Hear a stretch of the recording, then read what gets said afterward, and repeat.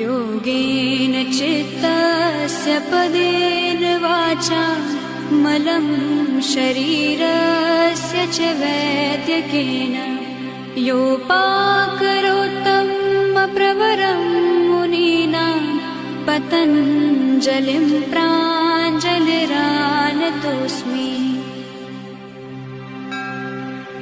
योगेन चित्तस्य पदेन वाचा मलं शरीरस्य च वैद्यकेन योपाकरोत्तमप्रवरं मुनीनां पतञ्जलिं प्राञ्जलिरानतोऽस्मि।